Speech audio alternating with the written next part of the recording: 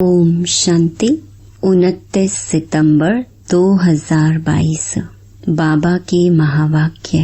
मीठे बच्चे, तुम गॉडली स्टूडेंट हो। तुम्हें किसी भी हालत में एक दिन भी पढ़ाई मिस नहीं करनी है।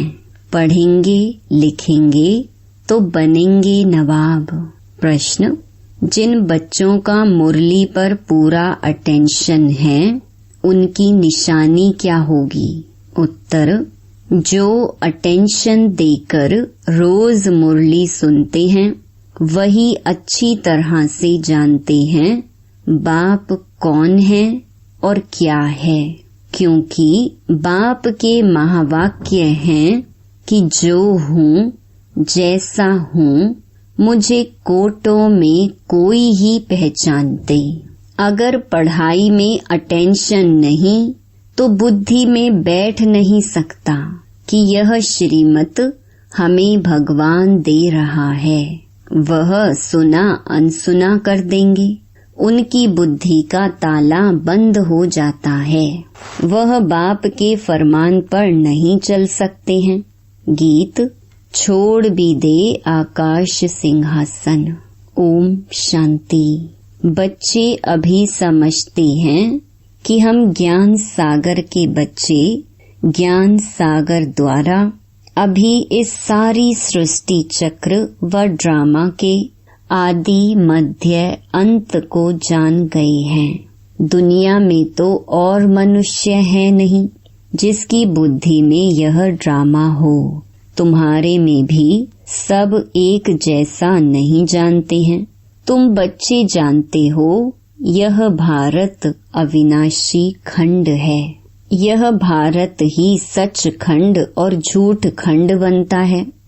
सच खंड को स्वर्ग, झूठ खंड को नरक कहा जाता है।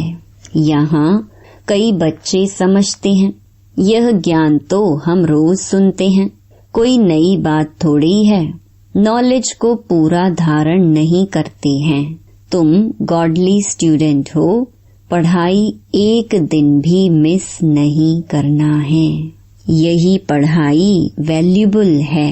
भल कोई बीमार भी हो, वह यहाँ आकर बैठे तो महावाक्य तो सुनेंगे ना। सुनते सुनते प्राण शरीर से निकले तो कितनी न शफा मिल जाए। यह है बड़ी हॉस्पिटल। रात दिन पढ़ाई का बहुत शौक होना चाहिए। मात पिता को भी रात दिन शौक है ना। भगवान तुम्हें पढ़ाते हैं। भगवानुवाच, हे बच्चे, तुम अच्छी रीति समझते हो ना। तुम तो कहेंगे यह लड़ाई 5000 वर्ष पहले भी लगी थी, आगे तुम नहीं जानते थे। अभी जब बाप ने समझाया है तब समझते हो। तो स्टूडेंट का काम है जो नॉलेज मिलती है उनको धारण करना। यहाँ मुख्य बात है ही पवित्रता की।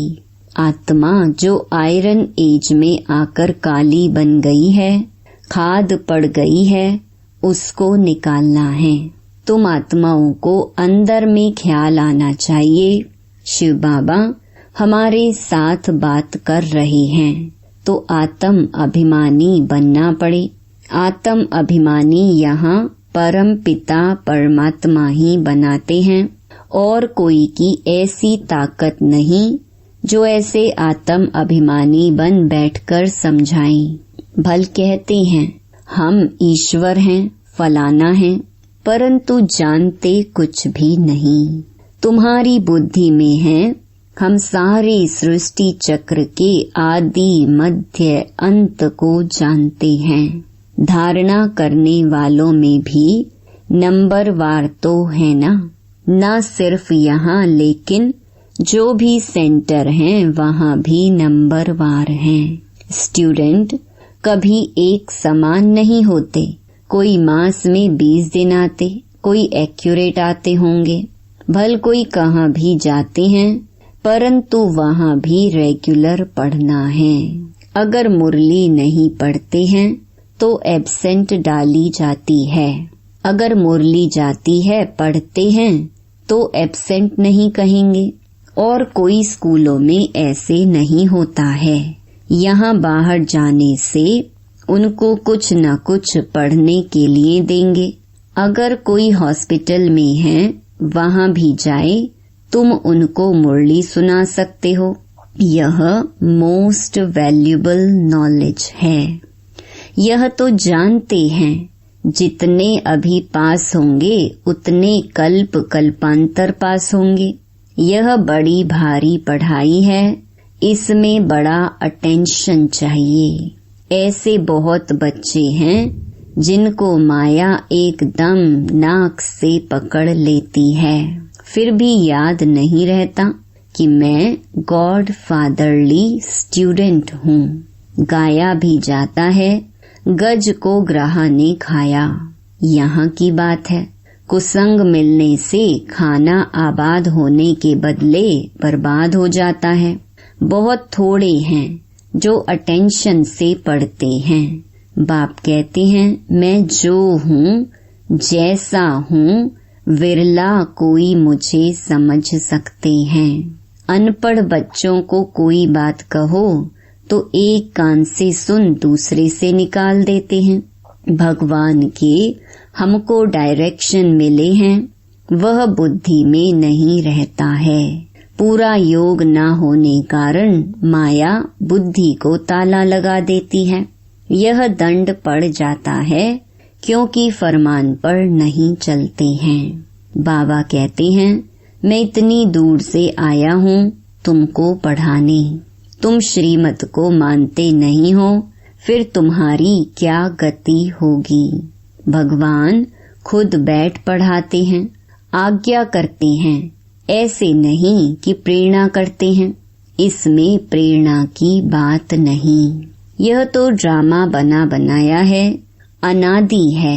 यह तो पतित मनुष्य भी कह देते हैं कि परमात्मा की प्रेरणा से यह काम होता है, परंतु ऐसे तो है नहीं।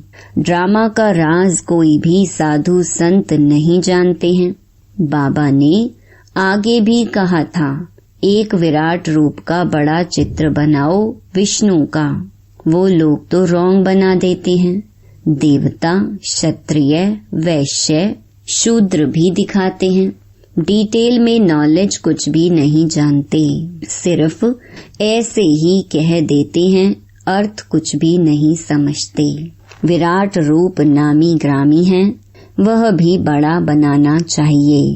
भल हमारे इस चित्र में भी है ब्राह्मण, देवता, क्षत्रिय, वैश्य, शूद्र, परंतु बाप कहते हैं कि विष्णु का चित्र बनाना चाहिए। ऊपर में चोटी भी देनी चाहिए। शिव बाबा भी ऊपर में देना चाहिए। स्टार मुहाफिक है, फिर ब्राह्मणों की चोटी। अंग्रेजी में भी लिखो, यह बीके ब्राह्मण वर्ण है एक जन्म। यह है मोस्ट वैल्यूबल जन्म। लीप जन्म, लीप युग है। यह है ऊंचते ऊंच युग। इसको कोई जानते नहीं है। कोई भी शास्त्रों में यह नहीं है। पतित पावन बाप को बुलाते हैं तो इसका मतलब कलयुग का अंत है ना। संगम युग का तो किसको पता नहीं है। बाप कहते हैं यह भी समझाओ। ब्राह्मण जन्म एक जन्म, फिर देवता, इतने जन्म और इतना समय। तुम क्रिश्चियन का भी दिखाते हो, 2000 वर्ष होंगे, फिर सबका पार्ट पूरा होता है तो यह क्लियर लिखना चाहिए। ब्राह्मण वर्ण, देवता वर्ण, फिर क्षत्रिय वर्ण, राम राज्य। अभी तो हैं सब शूद्र वर्ण। विराट रूप दिखाना है। सारा खेल भी भारत पर बना हुआ है। भारत पावन, भारत पतित, बाकी सब बाई प्लॉट हैं। उनका वर्णों के साथ कोई कनेक्शन है नहीं। भारत की महिमा बाप ने समझाई है। यह है अविनाशी खंड। यह विनाश नहीं होता। यह भी तुम जानते हो बरोबर सतयुग में और कोई खंड नहीं होता। यह सब बाद में आए हैं, फिर सब खलास हो जाएंगे। अविनाशी खंड भारत ही रहेगा और सब खत्म हो जाएंगे। नाम निशान ही गुम हो जाता है। यह नॉलेज अभी ही तुम बच्चों की बुद्धि में है और कोई भी नहीं जानते हैं। भारत पवित्र से पवित्र खंड था। भारत को कहा जाता है धर्म क्षेत्र। दान पुण्य जितना यहाँ होता है और कहीं नहीं होता। यहाँ फिर से तुमको सारे विश्व के मालिक पने का वर्षा देते हैं। तुम इतना ऊंच वर्षा लेते हो। तुमको यह वर्षा था, फिर गंवाया है। हार जीत होती है ना। अभी तुम जानते हो हम जीत पा रहे हैं, फिर हार खाएंगे। यह हार और जीत का राज बुद्धि में फिरता रहेगा। जीत कैसे पाते हैं और फिर हार कैसे खाते हैं। सतयुग में यह नॉलेज थोड़ी होती है, वहाँ तो है प्रारब्ध। यह राज्य हमने कहाँ से लिया है यह भी वहाँ पता नहीं रहता। अभी ही बाप द्वारा तुम नॉलेजफुल बनते हो। इस नॉलेज के आधार से तुम जाकर प्रारब्ध पाते हो। ड्रामा की रील फिरती रहती है। जो इमर्ज होता है उसी अनुसार तुम्हारी एक्ट चलती रहती है। 84 जन्मों की एक्ट ड्रामा में नोंधी हुई है। आत्मा कितनी छोटी है, इसमें सारा पार्ट नोंधा हुआ है जो रिपीट होता रहता है। इसको कुदरत कहा जाता है। इस कुदरत को कोई नहीं जानते। इतनी छोटी आत्मा में कितना पार्ट है जो कभी विनाश नहीं हो सकता। इन साइंस वालों की बुद्धि अपने विनाश का प्रबंध कर रही है। तुम आत्मा ऊंच पद पाने का पुरुषार्थ कर रही हो। वह समझते हैं हम अभी स्टार मून के नजदीक आए हैं, प्लॉट लेंगे। वह बड़ा महत्व देते हैं। हम तो कहते हैं कि यह तो सब अपनी मौत के लिए करते हैं।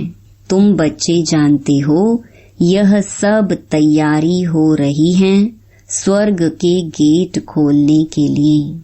यह लड़ाई बिगड़ स्वर्ग के गेट कैसे खुलेंगे। पतित दुनिया का विनाश तो चाहिए ना। इन बातों को विद्वान पंडित आदि थोड़े ही जानते हैं। यह तुम जानते हो। ड्रामा अनुसार नोंद है तो तुम बच्चों को यह पढ़ाई पढ़नी है।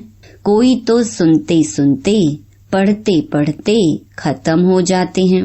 कोई तो बैठे हुए भी जैसे कि सुनते नहीं। धारणा जब खुद में हो तब तो औरों को समझा सके। धारणा ही नहीं, सर्विस ही नहीं करते तो पद क्या मिलेगा। हाँ, स्वर्ग में जाएंगे, राजाई में आएंगे, परंतु सब तो राजा नहीं बनेंगे ना।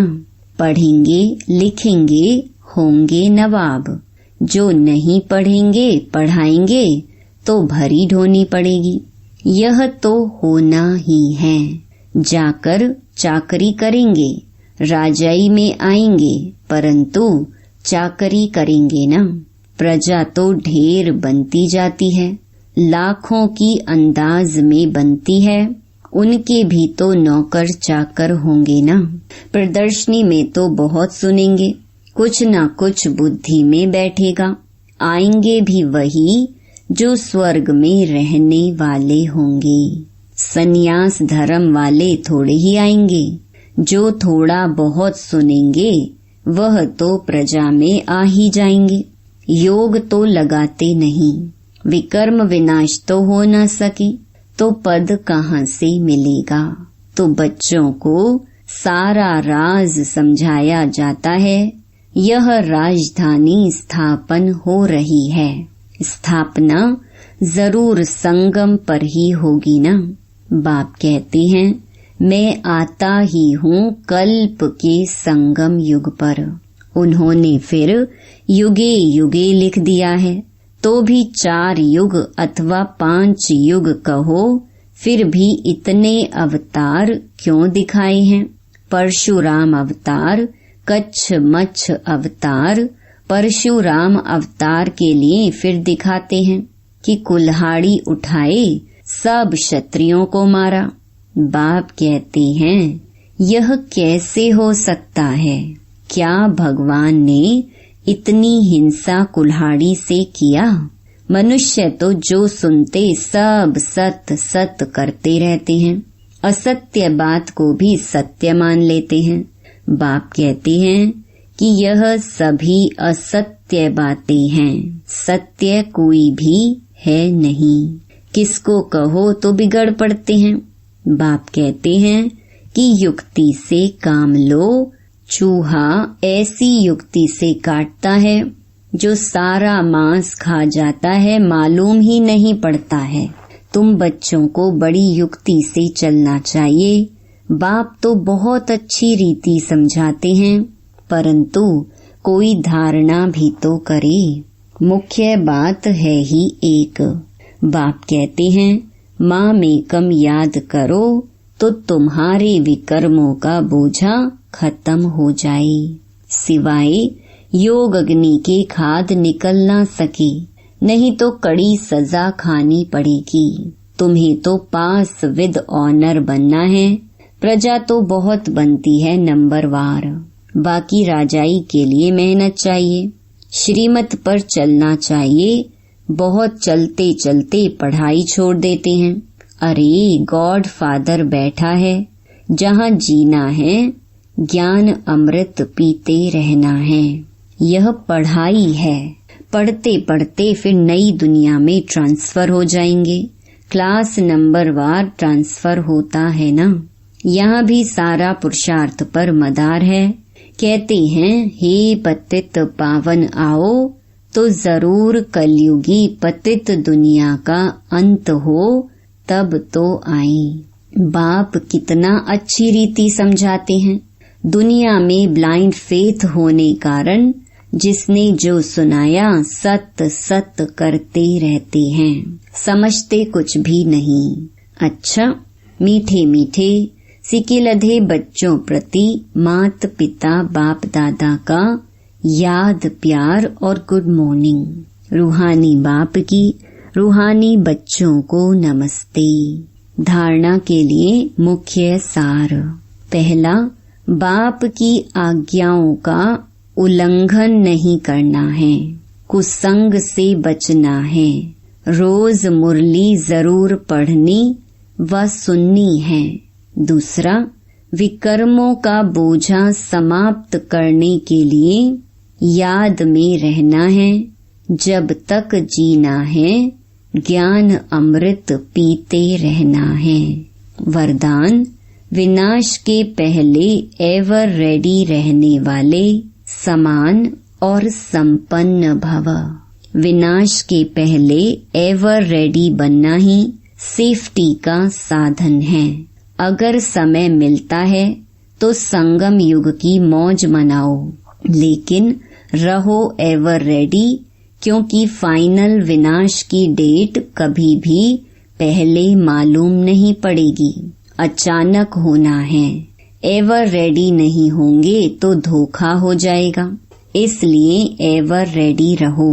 सदा याद रखो कि हम और बाप सदा साथ हैं।